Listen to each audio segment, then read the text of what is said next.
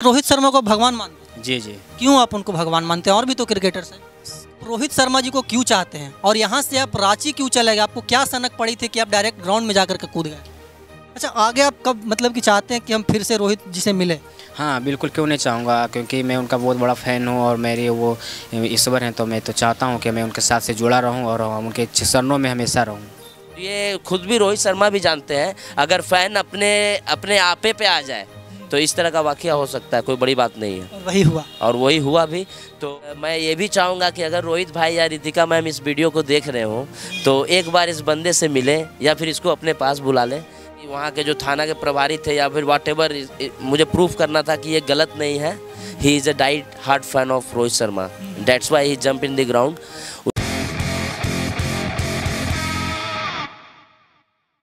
कहते हैं प्रशंसक के बगैर सेलिब्रिटी का कोई अस्तित्व नहीं होता, और ये बात कई मायनों में सत्य भी है। प्रशंसक सेलिब्रिटी से मिलने के लिए किसी भी हद तक चले जाते हैं। ऐसा ही हुआ 19 तारीख को रांची में हो रहे इंटरनेशनल T20 क्रिकेट के दौरान। बिहार राज्य के नवादा जिला स्थित नारदीगंज के दयानंद कुमार मैच देखने के लिए रांची गए।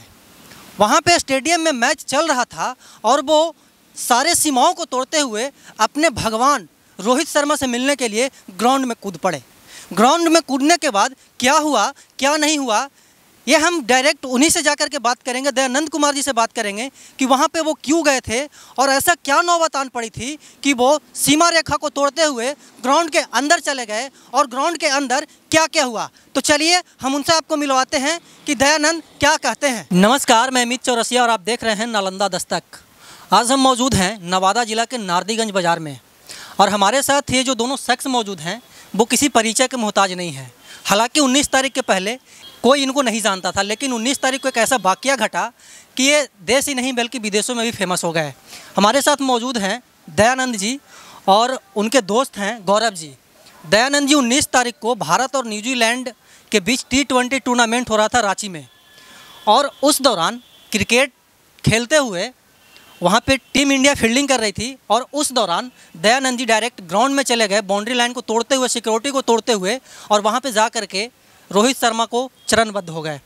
हम इन्हीं से जानेंगे कि आखिरकार ये रोहित शर्मा जी को इतना क्यों चाहते हैं, क्यों वो उनके प्रशंसक हैं, क्यों वो उनके फ़ैन हैं। दयानंद जी, आप यहाँ से रांची गए, कैसे कैसे क्या क्या वाकया हुआ था, आप यहाँ से रांची कैसे गए थे? सबसे पहले मैं आपका बहुत बहुत धन्यवाद करना चाहता हूँ, और मेरा नाम दयानंद कुमार है और मैं नारदीगंज ज़िला नवादा से बिलोंग करता हूँ। मैं एक साधारण घर से हूँ और मैं बिहार से में रह के पढ़ाई करता हूँ, और मेरी जो आर्थिक स्थिति है दयनीय है, और मैं नॉर्मल मिडिल क्लास फैमिली से बिलोंग करता हूँ। अच्छा दयानंद जी, सबसे पहला मेरा सवाल यही है कि आप रोहित शर्मा जी को क्यों चाहते हैं और यहाँ से आप रांची क्यों चले गए? आपको क्या सनक पड़ी थी कि आप डायरेक्ट ग्राउंड में जाकर के कूद गए? काफ़ी दिनों से, काफ़ी बरसों से मैं उनको ये चाहता था कि मैं सर से वास्तविकता, मतलब कि उनके प्रत्यक्ष रूप से मैं देख सकूं, क्योंकि मैं टीवी पे हमेशा चिपका हुआ रहता था, बट अंदर से दिल चाहता था कि मैं सर से वास्तविकता में जाकर मिलूं। कब से उनको आप चाहते हैं, कब से वो आपके मतलब कि आइडियल बने? सर मैं 8 साल जब बचपन से मैं बचपन से खेलना आरंभ किया था, तो मैं प्लास्टिक बॉल से पहले खेलता था। तो उसी दरमियान मैं सर का बहुत बड़ा मतलब फ़ैन, उसी से मैं सर का बहुत बड़ा मतलब कि ये बोलिए कि मैं उनको भगवान मानना शुरू कर दिया था। अच्छा, रोहित शर्मा को भगवान मानते हैं? जी जी। क्यों आप उनको भगवान मानते हैं? और भी तो क्रिकेटर्स हैं। क्योंकि उनमें काफ़ी गुण हैं और बहुत पॉजिटिव विचार के वो हैं, और उनको हर तरीके का शॉट खेलना बहुत अच्छा लगा था। मैं भी उनका हर शॉट को मैं ग्रहण करता हूँ, मैं भी सीखता ही रहता हूँ कुछ ना कुछ। आप भी क्रिकेट खेलते हैं? हाँ, क्रिकेट में भी खेलता हूँ। क्रिकेट प्रेमी है आप? हाँ, मैं क्रिकेट प्रेमी हूँ और सबको तो मैं भगवान मानता हूँ। हर तरीके का मैं शॉट उनके से मैं भी सीखता हूँ और सीखने की कोशिश करता हूँ। नहीं होता है फिर भी मैं कोशिश करता हूँ, बट मैं उनको बिल्कुल अपने देवता की तरह मानता हूँ। देखिए, यहाँ पे गौर करने वाली बात है कि रांची में क्रिकेट टूर्नामेंट हो रहा था भारत और न्यूजीलैंड के बीच। रांची धोनी जी का वहाँ पे अपना पैतृक घर है, उसके बावजूद भी धोनी जी को पछाड़ते हुए, धोनी जी को ना चाहते हुए रोहित जी से मिलने गए। ऐसा क्या गुण था रोहित जी में? सर एक्चुअली वो कैप्टन थे और उससे बड़ी खुशी क्या मिल सकती है। कैप्टन बने थे और वो भी न्यूजीलैंड और इंडिया का जो मैच चल रहा था, काफ़ी सराहनीय कार्य के लिए मैंने उन्हें अपॉर्चुनिटी मेरे पास बहुत बढ़िया थी। अच्छा दयानंद जी, एक बात और बताइएगा, आप नारदीगंज नवादा से रांची गए, तो रांची जाने के बाद वहाँ पे क्या क्या हुआ था, कैसे आप लोग मतलब कि स्टेडियम में गए थे? सर एक्चुअली मैं यहाँ से, मैं बिहार से में था। मैंने इन्फॉर्मेशन दिया घर में कि मैं घर जा रहा हूँ, बट मेरे मम्मी ने इग्नोर कर दी थी कि तुम्हें नहीं जाना, परमिशन नहीं मिला था। अच्छा, रांची जाने के लिए परमिशन नहीं मिला था, लेकिन मुझे लगा कि ये 300 में किलोमीटर यहाँ से डिस्टेंस है और बिहार शरीफ से 300 किलोमीटर। हाँ, तो मैं फाइनली डिसीजन लिया था, यदि मैं इस बार नहीं जा पाया तो मैं कलकत्ता इस तरह का मैं मैच भी देखता था, तो बहुत प्रॉब्लम होता था। उसमें मेरा भी एग्ज़ाम भी था, तो मैं क्या करता, तो इस चलते मैं टाइम मेंटेन करते हुए कि मैं वहाँ जाकर मैं कुछ नया करूँ, और नया करने के बाद मैं फिर अपना यहाँ पे आके मैं एग्ज़ाम की थोड़ा सा प्रिपरेशन था मेरा, इसलिए भी थोड़ा केयर करना पड़ रहा था।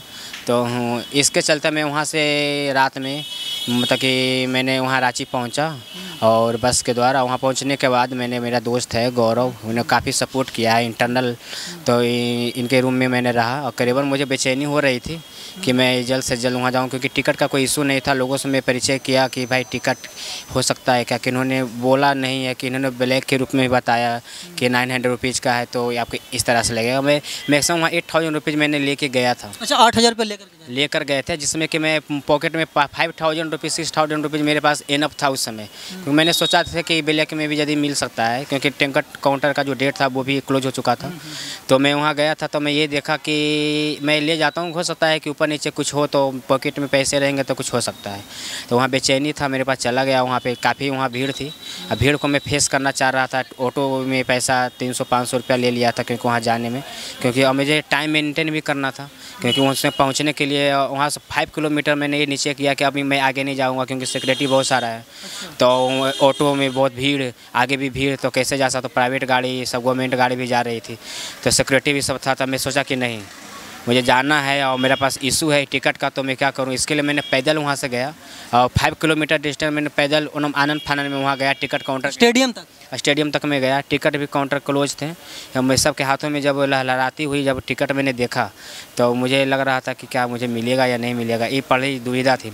लेकिन मैं जब रास्ते में जा रहा था, किसी ने मुझे इंडिकेट किया, एक अननोन पर्सन थे, उन्होंने मुझे इंडिकेट किया। उसको आप नहीं पहचानते थे? कैसे पहचानूंगा, मैं तो वहाँ खुद अननोन था। अच्छा। लोग अननोन थे, तो हम कैसे पहचानता। मुझे डर भी लग रहा था किसी और से मैं लूँ तो क्या ये सही है। मैं वहाँ डरता था, क्योंकि मैं बिल्कुल साधारण से बिलोंग करता हूँ, और मेरा मतलब कि अंदर से जो है बिल्कुल मैं लड़ाई झगड़ा में नहीं रहता था, मैं वो नहीं था, बिल्कुल सिंपल हूँ। और इसलिए मैं वहाँ गया था, तो उनसे डर भी लग रहा था कहीं कुछ मुझे कुछ करे नहीं, मतलब कुछ अनहोनी ना हो जाए, कुछ घटना ना घट जाए, क्योंकि मैं अपने ऊपर सब तरह की जिम्मेवारी लेकर आया था। इसलिए मैं वहाँ पे उनसे फिर भी विश्वास किया, उन पर यकीन माना, उन पर हो सकता है कि मेरे लिए सही हूँ। और मैंने वहाँ गया तो उनको भाव से, हाव भाव जो होता है बॉडी लैंग्वेज, उनसे मैंने देखा शायद ये मतलब कि किसी तरीके से ये मतलब दुविधा में है, कुछ प्रॉब्लम है। तो मैंने उनसे ली, और 5000 रुपीज़ का उन्होंने जो मांग किया था, मेरे पास मैक्सिमम 500 और मतलब कि टोटल 6000 रुपीज़ मेरे पास था। तो वहाँ 5000 तो वहाँ लग गया, मैंने देना पड़ा। टिकट के लिए 5000 रुपया देना पड़ा वहाँ पे। तो 5000 रुपया मैं वहाँ दे के पे किया, और मैं उसे जब रीड किया, तो मैंने रीड किया था, मैं उसमें प्लेटिनम जब देखा था, तो मुझे लगा कि शायद मेरे लिए अपॉर्चुनिटी यहाँ से बेहतर है। मेरी जो इच्छा थी मैंने वहाँ व्यक्त नहीं किया, लेकिन मुझे लगा कि बहुत बढ़िया है, तो मैंने उनसे लिया। मुझे डर भी लग रहा था कि शायद मुझे कोई छीन ना ले। मैंने फिर भी वहाँ गया, और वहाँ जाने के बाद वहाँ पे जब इंटर किया, तो मेरे लिए वो जो दृश्य था, जो इंटर, जो अमिताभ चौधरी पवेलियन जब लिखा हुआ था सर का बोर्ड था, तो मेरे लिए वो पहला दृश्य था, क्योंकि मुझे गौरवान्वित हुआ कि मुझे इस तरह से टिकट मिला। और वहाँ इंटर जब किया, तो वो दृश्य जब मैंने देखा, तो काफ़ी मतलब कि अच्छा लगा वहाँ का दृश्य। मैं इंटर किया, बहुत प्रोटेक्शन था, मैं उसको फेस किया, फिर अंदर गया। अंदर जाने के बाद बहुत ही अच्छा लगा, क्योंकि वह दृश्य मेरे लिए पहली बार ऐसा था। अच्छा, आप स्टेडियम में कहाँ पे बैठे थे? सबसे आगे में थे, मिड में थे, या फिर सबसे पीछे थे? मैं सबसे पीछे था, बट डिस्टेंस ज़्यादा नहीं था, लेकिन मैंने। अच्छा, ग्राउंड की डिस्टेंस आपसे बहुत दूर नहीं थी। लोग हम प्रैक्टिस भी कर रहे थे, जैसे ऋषभ पंत और आपका ईशान किशन भैया भी थे, और रोहित सर, और आपका मतलब सूर्य कुमार यादव, और भी मतलब कि क्रिकेटर्स वहाँ पे से भी थे, और न्यूजीलैंड के भी प्लेयर उन लोग भी प्रैक्टिस कर रहे थे। अच्छा, आप तोड़ते हुए मतलब कि बाउंड्री को फांदते हुए वहाँ पे गए थे? जी हाँ, मैं बाउंड्री को फांदते ही गया था। और रोहित जी से मिल करके हाँ, रोहित सर से मिल कर आया था। मेरे मन में वही चल रहा था कि सर की सेवा में मतलब कि कोई और नहीं दूसरा मन में चल रहा था, क्योंकि मैंने उनको देवता मानता था, एक वो मेरे लिए ईश्वर थे। तो मैंने निश्चय कर लिया कि लास्ट में कि मुझे अब नहीं जाएंगे तो फिर हमको मौका नहीं मिल पाएगा, क्योंकि इतनी बड़ी संख्या में एक वहाँ पे मतलब कि हज़ारों हज़ार की संख्या में दर्शक रहते हैं और उसको आप मतलब कि बाउंड्री रेखा को पार करते हुए, सिक्योरिटी गार्ड को आप पार करते हुए वहाँ पर चले गए। हज़ार की संख्या में नहीं बोला जा सकता है, लेकिन लाखों की संख्या, बहुत मतलब 2.5-3 लाख की संख्या थी। और वहाँ जगहट की रोशनी में, उस दुधिया जो रोशनी थी उसमें मुझे मतलब कि सिर्फ और सिर्फ सर के प्रति, मतलब जो मैं ईश्वर को माना था रोहित सर को, उसके प्रति कोई मतलब कि हमें दिखाई नहीं दे रहा था। अच्छा, वहाँ पे जब आप पहुँचे थे तो आप क्या मन में लगा था कि वहाँ पे जा करके डायरेक्ट रोहित जी से मिल करके तुरंत आ जाना? कोई बात उत किए थे कि नहीं वहाँ पे? सर मुझे लगा कि मैं मिल के थोड़ा गोमामी महसूस करूँगा, वहाँ पे थोड़ा सा मुझे हग भी मिलेगा, सब मिलूँगा, गला लगाऊँगा। लेकिन जब वहाँ पे गया तो मेरे लिए इंडिकेशन था, और सबसे बड़ी चीज़ है कि सर से जब मैं करीब गया, उन्होंने बहुत तरीके से इंस्ट्रक्शन दिया वहाँ पे, शायद मेरे हित के लिए उन्होंने बोला।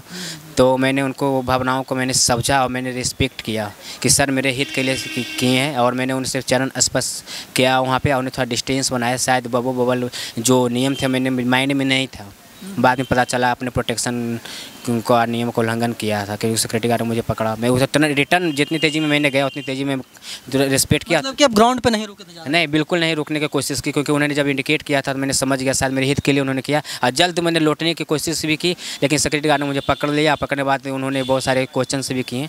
शायद वो मैंने गलती किया था, मैं इस चीज़ को मानता हूँ। सिक्योरिटी साहब को मैं क्षमा चाहता हूँ कि मैंने जो वहाँ का रूल था, वहाँ के जो कोविड, अच्छा, मतलब आपने जो भी वहाँ पे रूल रेगुलेशन था उसका उल्लंघन किया। अच्छा, आगे आप कब मतलब कि चाहते हैं कि हम फिर से रोहित जी से मिले? हाँ बिल्कुल, क्यों नहीं चाहूँगा, क्योंकि मैं उनका बहुत बड़ा फ़ैन हूँ और मेरे वो ईश्वर हैं। तो मैं तो चाहता हूँ कि मैं उनके साथ से जुड़ा रहूँ और उनके चरणों में हमेशा रहूँ। अब हमारे साथ गौरव जी हैं, जो कि इनके सहयोग से, इनके दोस्त हैं, वो रांची में आप थे हैं और ये आपके पास पहुँचे थे। क्या हुआ था, कैसे कैसे गए थे दयानंद जी आपके पास? ये आपको 19 नवंबर को ये मॉर्निंग में बस के ज़रिए ये हमारे पास पहुंचा। तो मैंने तो पहले सडन में सरप्राइज़ हो गया कि अचानक ही आया। तो इन्होंने कहा कि आज मैच है और मुझे मैच देखनी है, और मैं आज कोशिश करूंगा कि रोहित सर के जितने से ज़्यादा करीब जा सकूं। तो पहले तो मैं सरप्राइज़ हुआ, उसके बाद फिर मैंने बोला कि चलो ठीक है, मुझे तो इंटरेस्ट नहीं है, मैं नहीं जाऊँगा। और सेकेंडली फिर इसको मैं खाना वाना खिलाया। करीब करीब 1 बज चुके थे। ये आराम भी किया, 3-4 घंटे सोया भी हमारे रूम पे। 1 बज चुका था।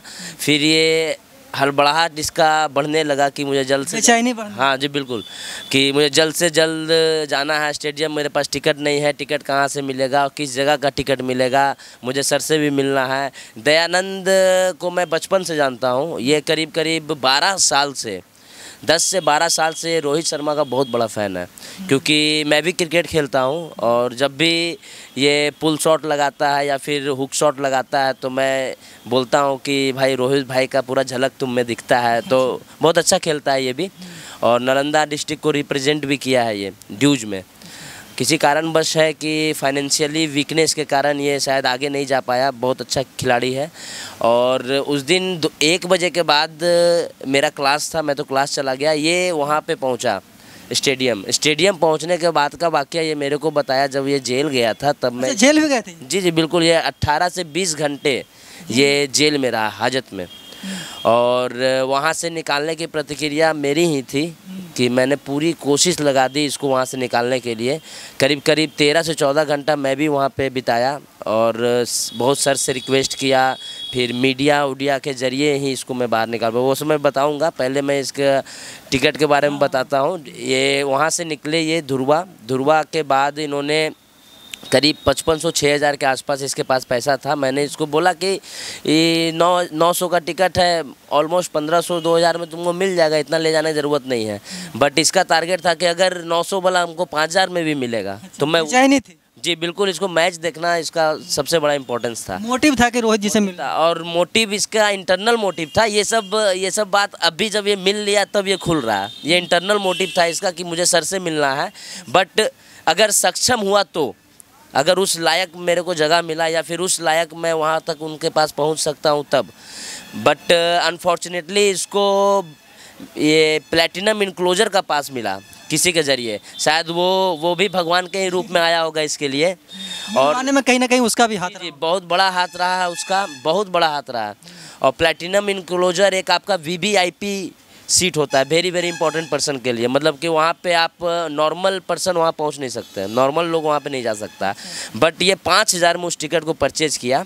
और उसके बाद फिर बात की वाकया तो पूरा टीवी देख रहा है, पूरा इंडिया देख रहा है। वहाँ पे जाने के बाद ये 19.4 मतलब 19वां ओवर की 5वें गेंद पे 20वां ओवर के इन्होंने जंप किया वहाँ पे रोहित मतलब कि फर्स्ट ओवर से ये मतलब बैटिंग थे और लास्ट ओवर में जाकर के जी हाँ बिल्कुल, क्योंकि बहुत गट्स चाहिए। 130 करोड़ का जनसंख्या है भारत का, और उसमें से बहुत गिने चुने लोग होते हैं जो इस तरह का कारनामा करते हैं, और उसमें से ये हमारा दोस्त है।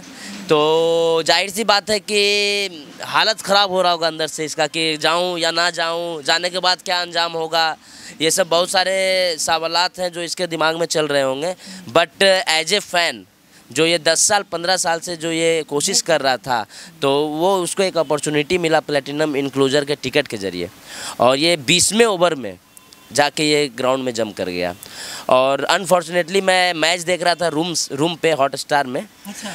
और मैंने देखा तो मैं तो सरप्राइज़ हो गया। मैंने पहले लगा सरप्राइज हुआ कि शॉक हो गया, मैं शॉक्ड हो गया बिल्कुल। पहले तो मुझे लगा कोई और है, फिर जब इसका बॉडी लैंग्वेज, जब दौड़ने का तरीका देखा, क्योंकि बचपन का दोस्त है, मैं इसको तो दूर से पूरे 100 के भीड़ में पहचान लूँ, तो मैं बोला कि अरे यार ये तो ब्लंडर कर दिया।